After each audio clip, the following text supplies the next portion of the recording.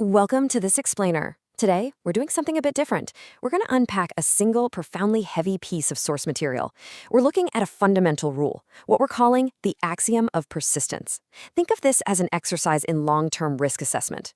If you've ever invested time, energy, or capital into a massive long-term goal, well, you know the path is rarely a straight line. But what if there's an exact measurable mechanic to how effort actually pays out? What if success isn't just about grinding away, but rather navigating a very specific actuarial reality where risk and effort intersect with a final, definitive release? Prepare yourself, because we're about to dissect the very anatomy of perseverance. Okay, let's dive into this. Here is the entirety of our source text. Read it along with me and really let the immense weight of this single sentence wash over you. Effort only fully releases its reward after a person refuses to quit. Just let that sit for a moment. This isn't just some motivational rhetoric. It's a conditional logic statement. It is a rigid, unforgiven contract regarding human behavior and outcomes. Let's deconstruct exactly how this contract operates, piece by piece. Phase 1, the mechanics of effort. Now, what's really interesting about this is that to truly grasp the text, we have to completely overhaul how we define effort. We usually think of effort as a simple daily task. You put in an hour of work, you get an hour of results. Actually, scratch that. We're conditioned to think of it as a linear transaction.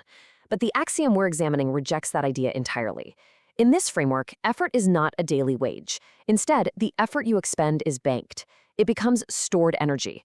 Think of it like paying premiums on an insurance policy or putting money into an investment account where the principal is totally locked away.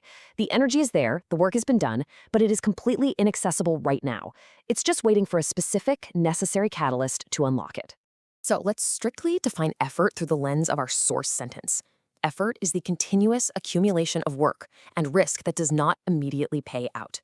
Notice that absolutely crucial word from the quote, only. Effort only releases its reward under certain conditions.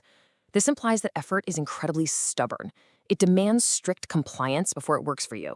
From a risk assessment perspective, you are continuously taking on the risk of failure by expending all this energy without any immediate, guaranteed return. Moving on to phase 2, the point of quitting. Because effort doesn't pay out immediately, friction gets introduced. The text implies a highly specific, absolutely necessary moment of conflict. I mean, you simply cannot have a scenario where a massive reward is withheld without eventually triggering a major crisis of faith in the person doing the work. Let's look at how this builds across a psychological timeline. Step 1 is that initial effort phase we just talked about, storing the energy. But look at step 2, the urge to quit. In the actuarial model of persistence we're analyzing, the urge to quit is not a sign of weakness. It is a mathematically guaranteed milestone. It's the breaking point. You literally cannot reach step 4, the final release, without passing directly through the brutal friction of step 2 and the mandatory action of step 3. The timeline is linear and entirely unavoidable. Let's unpack the specific use of the word after in the source text. Effort only fully releases its reward after. This one word establishes a rigid, unbreakable sequence of events. It's a critical temporal juncture. It tells us that the reward is fundamentally locked behind a barrier. But it's not just a barrier of time. It is a barrier of temptation. The reward exists safely on the exact opposite side of the moment you most want to throw in the towel. You simply cannot bypass the after. And this brilliantly illustrates the stark, binary outcomes embedded in the source material's logic. This is where the long-term risk assessment becomes crystal clear. On one side, we have quitting. If you quit at the moment of maximum friction, the stored effort is entirely wasted. The risk you took yields zero return, and the reward remains permanently locked away in the vault. But on the other side, we have refusing to quit. By doing this, the single required condition is met, and the vault springs open. There is absolutely no middle ground in this equation. Which brings us to phase 3, the act of refusal. We've now arrived at the climax of the axiom, the human element required to trigger the outcome. The stored energy is just sitting there. The breaking point has been reached, and now the system requires a manual input from you. Think of this like a risk assessment formula where step 3 is the mandatory key to the vault.